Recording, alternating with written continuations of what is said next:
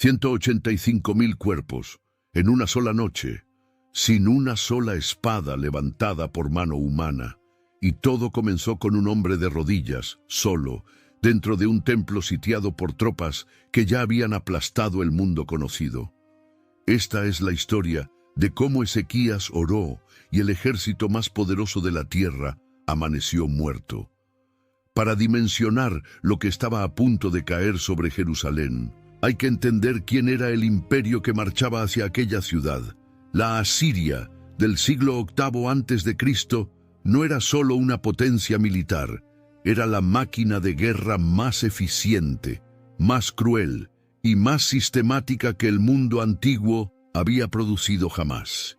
El imperio se extendía por más de 2 millones de kilómetros cuadrados, desde las montañas del actual Irán hasta las orillas del Mediterráneo, devorando reinos enteros como quien aplasta insectos. Sennacherib, el rey que ahora volvía sus ojos hacia Judá, heredó ese aparato de destrucción de su padre Sargón II y lo transformó en algo todavía más letal. Su capital, Nínive, tenía murallas de 15 kilómetros de extensión con un grosor suficiente para que 3 carros de guerra pasaran uno al lado del otro en lo alto. El palacio real contenía más de 70 salones decorados con relieves de piedra que mostraban, en perturbador detalle, ciudades siendo quemadas, prisioneros empalados y reyes enemigos arrastrados con ganchos de bronce clavados en los labios. Aquello no era decoración, era propaganda. Era un aviso esculpido en caliza para cualquier nación que pensara en resistir.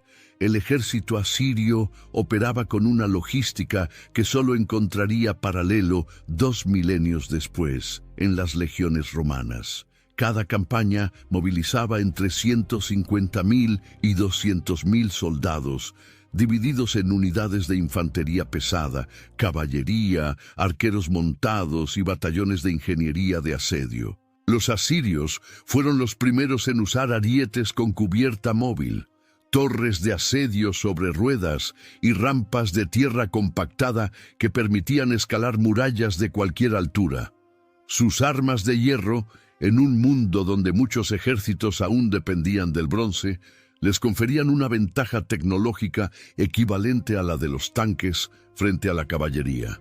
Un solo soldado asirio cargaba cerca de 35 kilos de equipamiento, incluyendo escudo de mimbre reforzado con cuero, lanza de 2,60 metros, espada corta y casco cónico de hierro.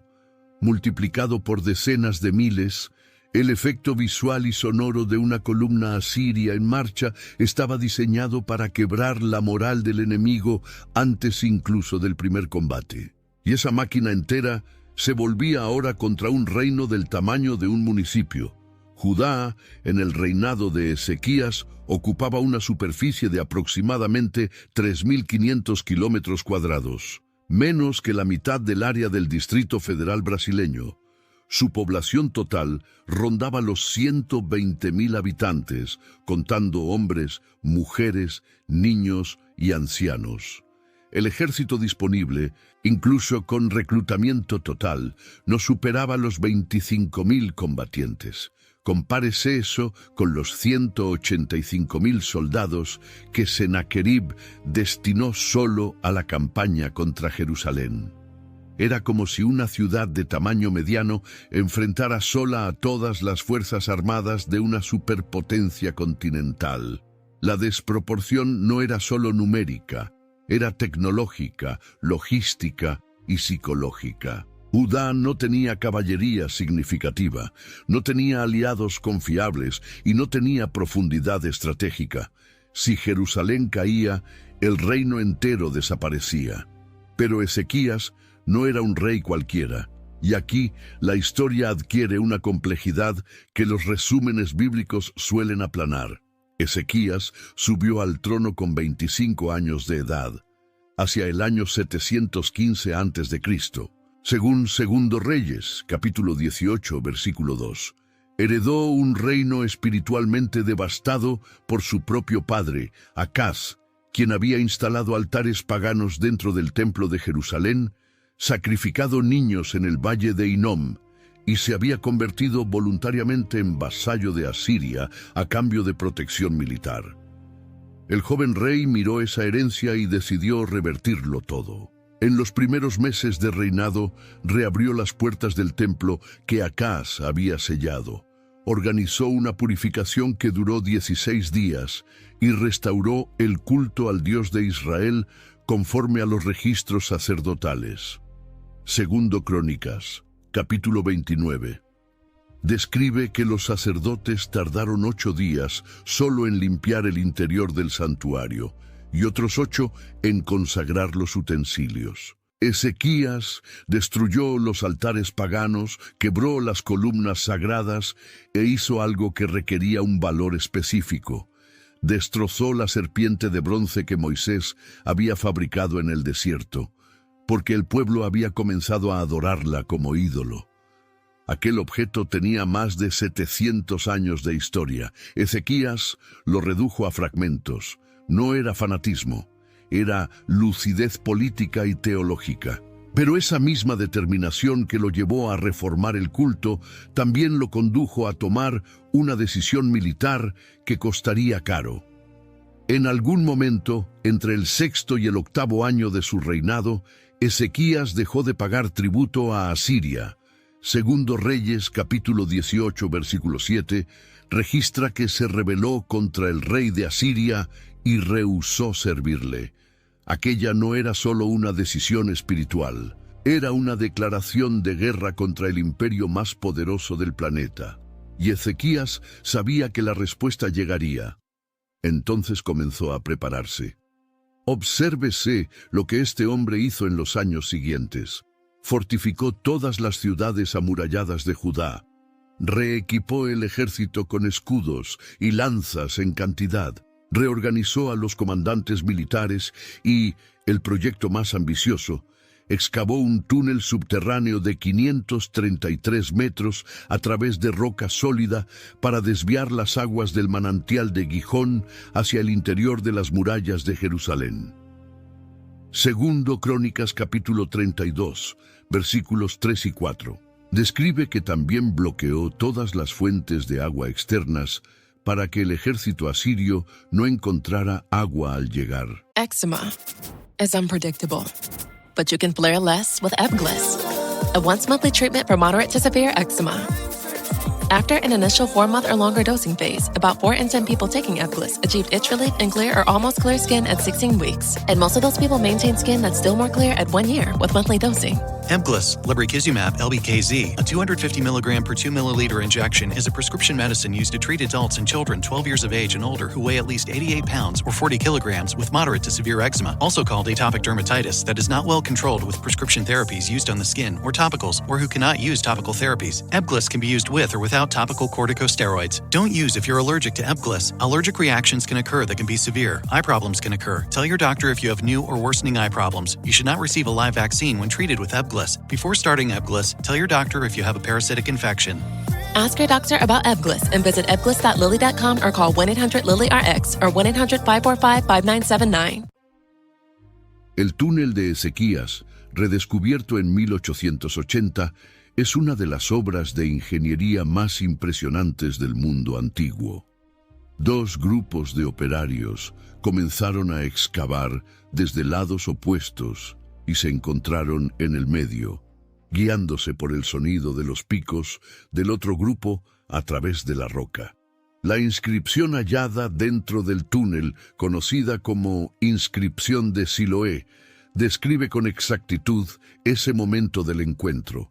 El túnel tiene en promedio 60 centímetros de anchura y 1,80 m de altura, espacio suficiente apenas para que un hombre trabajara encorvado con herramientas manuales. Se estima que la excavación llevó al menos 4 meses de trabajo ininterrumpido. Imagínese la escena de esos operarios. Dentro de un corredor de roca sin ventilación, con temperatura superior a 30 grados, respirando polvo de caliza que penetraba en los pulmones y causaba enfermedades respiratorias crónicas. trabajando a la luz de lámparas de aceite que consumían el poco oxígeno disponible. Cada metro excavado producía aproximadamente 3 toneladas de escombro que debía ser acarreado manualmente hacia afuera. No había máquinas, no había explosivos, no había perforadoras mecánicas. Había hombres con cinceles de hierro y una determinación alimentada por el miedo a lo que ocurriría si el agua no llegaba a tiempo. Y el miedo estaba justificado. En el año 14 del reinado de Ezequías, hacia el año 701 a.C., Sennacherib lanzó su campaña contra el Levante.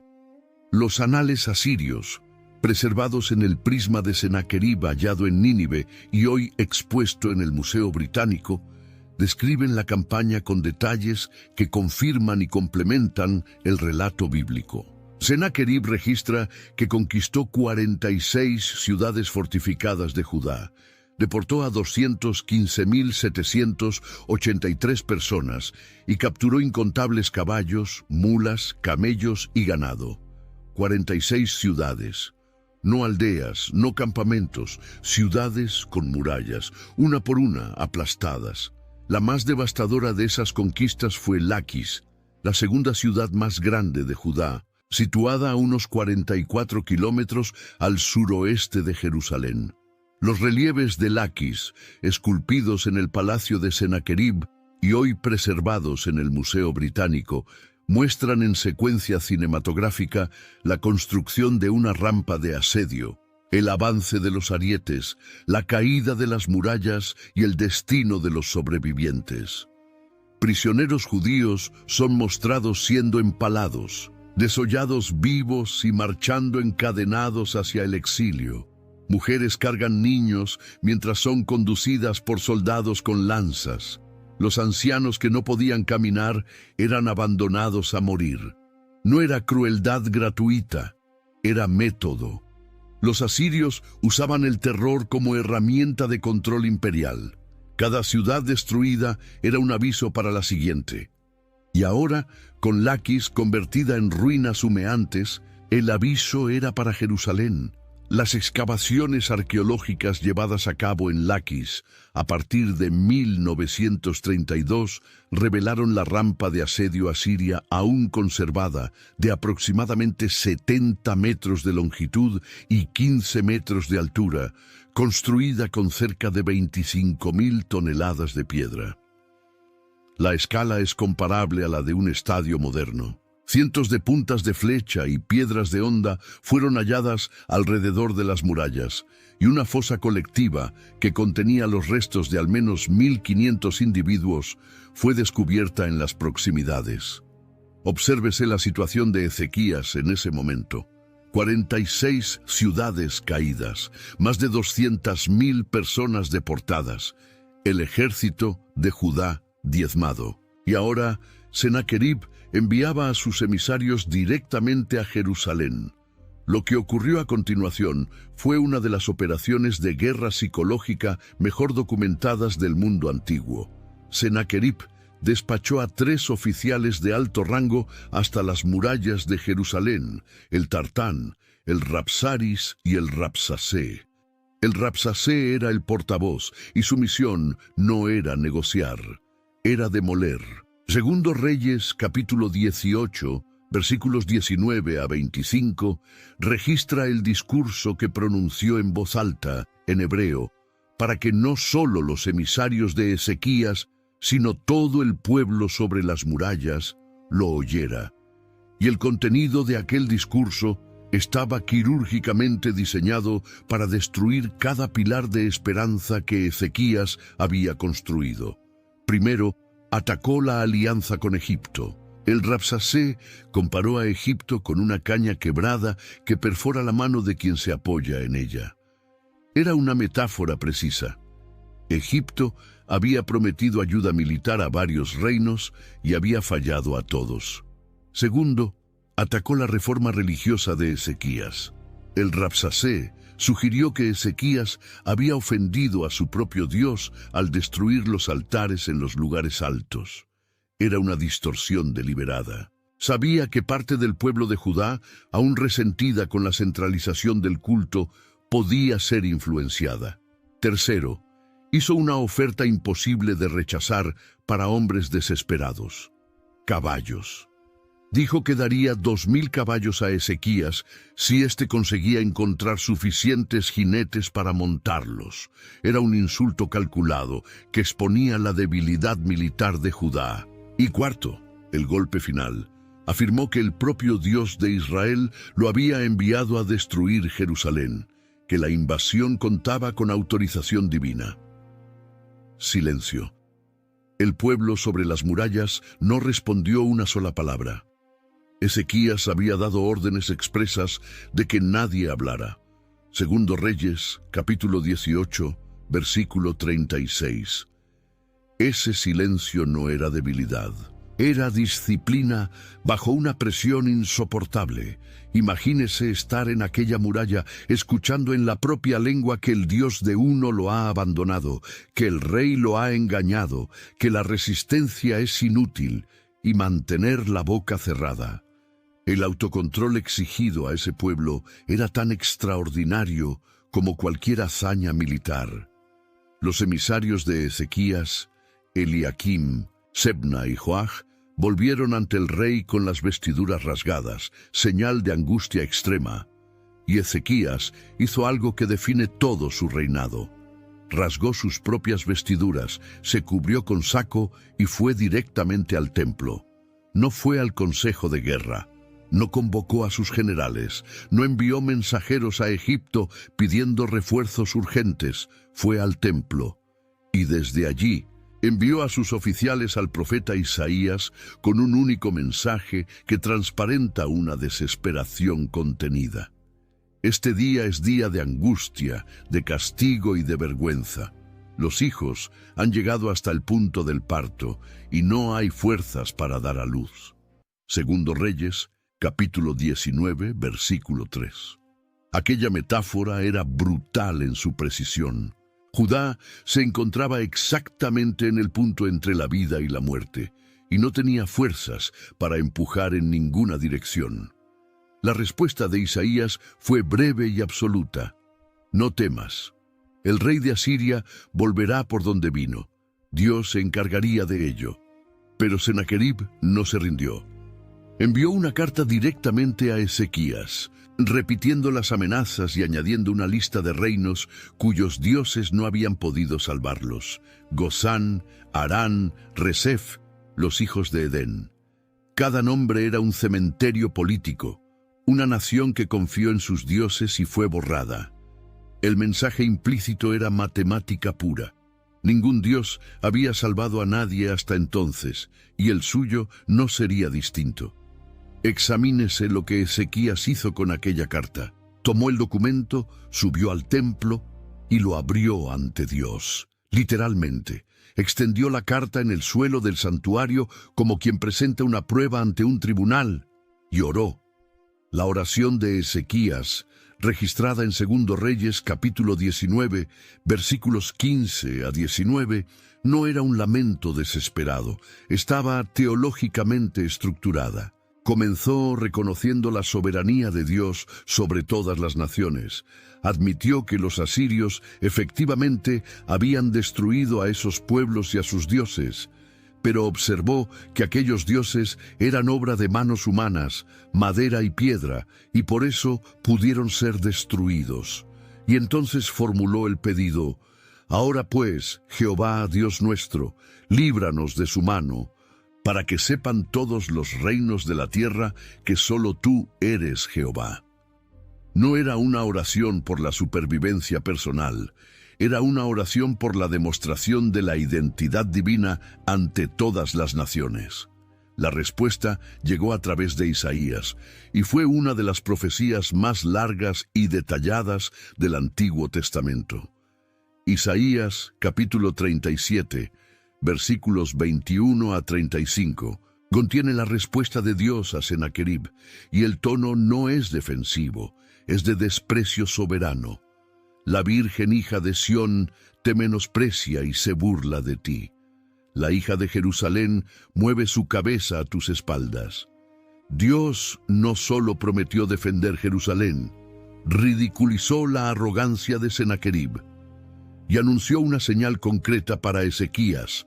Ese año y el siguiente, el pueblo comería lo que brotara espontáneamente de los campos, sin necesidad de siembra. Solo en el tercer año volverían a plantar y cosechar con normalidad. Era una garantía agronómica específica, no una promesa vaga. Y entonces llegó la noche. Segundo Reyes, capítulo 19, versículo 35. Una sola frase para uno de los eventos más cataclísmicos de la historia militar antigua. Y aconteció que aquella misma noche salió el ángel de Jehová y mató en el campamento de los asirios a 185,000 hombres.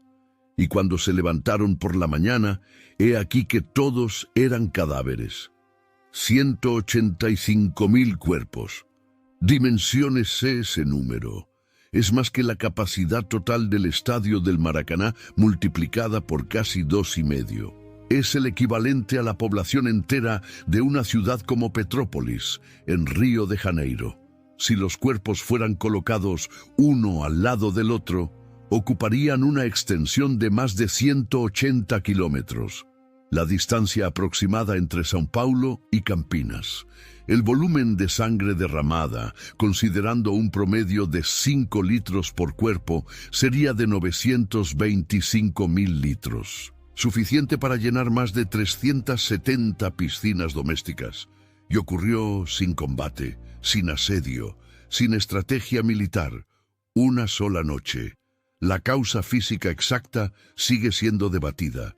Flavio Josefo, el historiador romano judío del siglo I, cita una tradición que atribuye la mortandad a una plaga.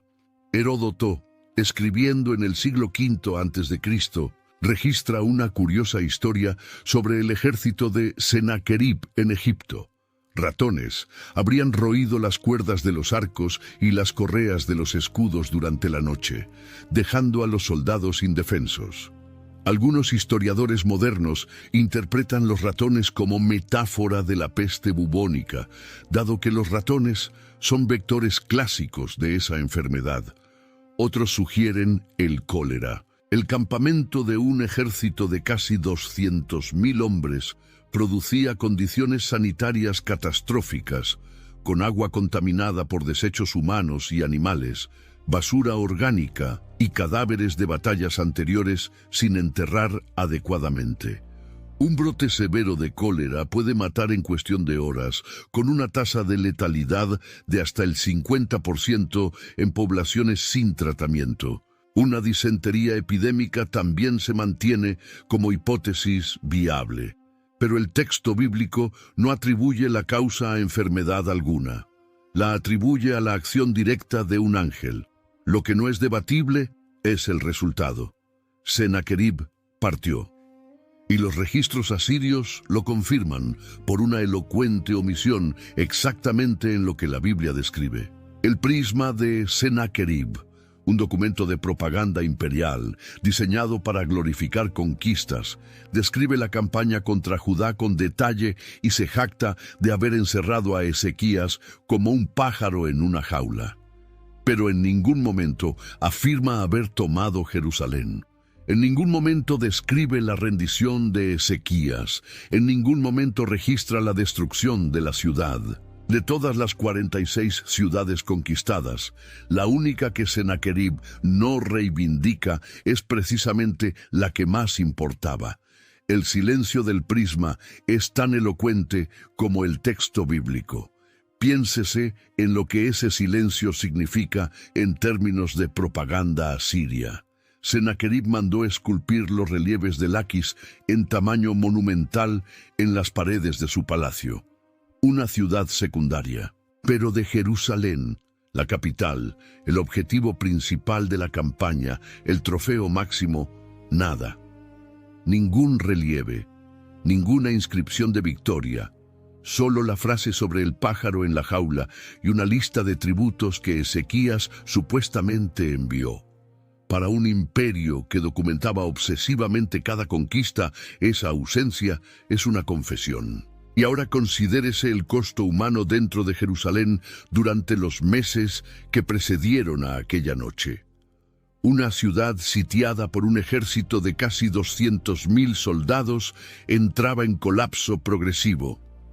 Aún con el túnel de Siloé garantizando el agua, el suministro de alimentos era finito. Jerusalén, en una estimación conservadora, albergaba en ese momento entre 25 y 30.000 personas, número inflado por los refugiados de las 46 ciudades ya destruidas. La producción agrícola en los alrededores de la ciudad había sido devastada por el ejército asirio, que practicaba la tierra arrasada como política estándar, talaba olivos, quemaba campos de cebada y trigo, envenenaba pozos. Un olivo tarda entre 7 y 10 años en producir frutos. Un campo de trigo quemado puede replantarse en la siguiente estación, pero un olivo destruido representa una década de inversión perdida. Dentro de las murallas, la dieta se reducía al mínimo. Granos racionados, agua controlada, carne prácticamente inexistente. Los niños y los ancianos eran los primeros en sufrir desnutrición. Las enfermedades propias del hacinamiento, infecciones intestinales, afecciones de la piel, fiebres, se propagaban en espacios donde familias enteras compartían un único cuarto. El estrés psicológico era constante, el sonido del campamento asirio, las hogueras visibles de noche, el olor a humo de las ciudades vecinas que aún ardían. Las mujeres embarazadas enfrentaban partos sin recursos médicos adecuados, con una tasa de mortalidad materna estimada entre el 4 y el 5% en condiciones normales del mundo antiguo, agravada drásticamente por la desnutrición y el estrés crónico. Los hombres en las murallas cumplían turnos de guardia de hasta 12 horas, expuestos al sol durante el día y al frío del desierto de noche, con una variación térmica de hasta 20 grados entre el día y la noche en la zona montañosa de Jerusalén, que se encuentra a unos 750 metros sobre el nivel del mar. Las heridas sin tratar se infectaban con rapidez. No había analgésicos más allá del vino diluido. La fatiga acumulada tras semanas de vigilia producía errores de juicio, colapsos nerviosos y conflictos internos que los comandantes debían gestionar con recursos cada vez más escasos. Y en medio de todo eso, Ezequías mantenía la posición. No porque tuviera garantía de victoria, sino porque tenía una palabra profética y una oración respondida. Pero la historia no termina en la noche de la mortandad, termina en lo que vino después. Sennacherib regresó a Nínive. Segundo Reyes, capítulo 19, versículo 36. Y allí se quedó. Nunca volvió a lanzar campaña alguna contra Judá. El imperio asirio siguió existiendo durante casi un siglo después de aquella noche, pero algo se había quebrado. El aura de invencibilidad que sostenía el control asirio sobre decenas de naciones vasallas había quedado agrietada ante una ciudad que debería haber caído en días. Los registros asirios posteriores muestran un aumento en las rebeliones de provincias tributarias en las décadas siguientes. La correlación no es coincidencia. Cuando un imperio basado en el miedo fracasa públicamente en destruir un objetivo, el miedo disminuye en todas las demás direcciones. 20 años después, Sennacherib fue asesinado dentro del templo de su propio dios, Nisroch, por 2 de sus hijos, Adramelech y Sarecer, conforme se registra en Segundo Reyes, capítulo 19, versículo 37. La ironía es cortante. El hombre que se burló del Dios de Israel, que preguntó que Dios podría resistir a Asiria, murió postrado ante un ídolo que no pudo protegerlo ni de su propia familia. Los registros asirios confirman el asesinato, incluyendo el nombre del hijo que asumió el trono, Esaradón. Calcúlese la dimensión total de lo que aquella noche significó. Jerusalén sobrevivió. El templo permaneció en pie. La línea davídica continuó. y con ella la promesa mesiánica que dependía de la preservación de aquella casa real. Si Jerusalén hubiera caído en el año 701 a.C., no habría retorno del exilio, no habría reconstrucción del templo, no habría segundo templo, no habría contexto histórico para los eventos que, 700 años después, transformarían la historia humana de forma permanente. Aquella única noche sostuvo una cadena de acontecimientos que atravesó siglos. Y Ezequías, considérese lo que quedó de aquel hombre tras la crisis. Segundo Reyes capítulo 20 registra que en algún momento cercano a esos eventos Ezequías se enfermó de muerte.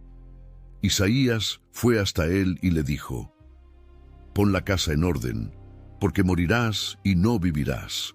Versículo 1. Y Ezequías volvió el rostro hacia la pared y oró de nuevo.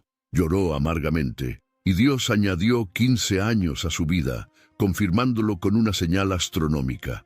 La sombra retrocedió 10 grados en el reloj de sol de Acaz, 15 años más.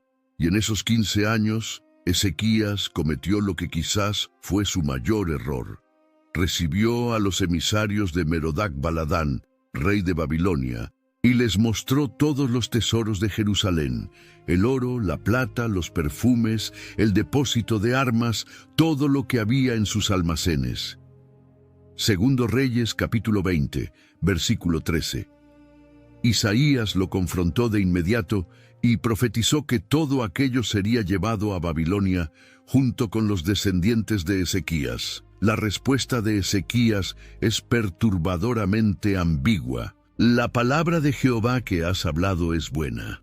Y el texto añade, porque pensó, ¿no habrá paz y seguridad en mis días? Versículo 19.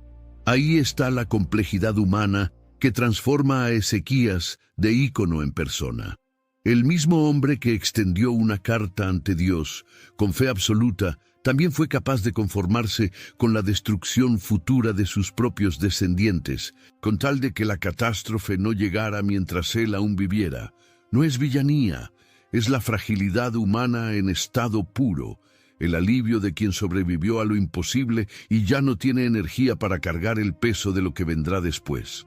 Ezequías reinó 29 años en total. Murió hacia el año 686 a.C. y fue sepultado con honores extraordinarios. Segundo Crónicas capítulo 32, versículo 33, registra que lo sepultaron en el lugar más elevado de los sepulcros de los hijos de David, y todo Judá y Jerusalén le rindieron homenaje. Su hijo Manasés, que asumió el trono con 12 años, revirtió todas las reformas de su padre, restauró los altares paganos, practicó la hechicería y derramó sangre inocente hasta llenar Jerusalén de un extremo al otro. Segundo Reyes, capítulo 21, versículo 16. La generación siguiente destruyó todo lo que Ezequías había construido, pero la noche de los 185,000 permaneció. Y permanece hasta hoy, inscrita en piedra en los propios registros del imperio que intentó borrar Jerusalén del mapa. El prisma de Sennacherib, con sus 6 caras de arcilla cubiertas de escritura cuneiforme, sigue expuesto en el Museo Británico como testigo involuntario de una derrota que Asiria nunca admitió y nunca superó. Los relieves de Laquis, montados en la sala 36 del mismo museo, muestran todo lo que el ejército asirio era capaz de hacer y hacen aún más estruendoso el silencio sobre Jerusalén. El túnel de Ezequías puede recorrerse físicamente todavía hoy en la ciudad de David, en Jerusalén. El agua sigue fluyendo por esos 533 metros de roca excavada a mano por hombres que trabajaban bajo la sombra del exterminio. 3.700 años nos separan de aquella madrugada en que el sol salió sobre un campo de cadáveres del ejército más temido de la antigüedad. Las murallas que Ezequías fortificó fueron destruidas y reconstruidas varias veces. El templo donde extendió la carta de Sennacherib, fue arrasado por los babilonios, reconstruido, ampliado por Herodes y destruido de nuevo por los romanos. El imperio asirio colapsó en el año 612 a.C. y Nínive quedó tan completamente obliterada que durante 2000 años se dudó de que hubiera existido. Pero la historia de un rey que transformó una carta de amenaza en oración y una oración en 185.000 cadáveres nunca fue olvidada, no porque fuera cómoda, no porque fuera simple, sino porque reveló algo que ninguna excavación arqueológica puede medir y ningún prisma de arcilla puede contener: que existe una fuerza que opera fuera de los cálculos de los generales y de las proyecciones de los imperios, y que las naciones más poderosas de la historia lo descubrieron de la peor manera posible. Sennacherib sabía el precio de cada lanza en su arsenal. Nunca supo calcular el costo de un hombre de rodillas.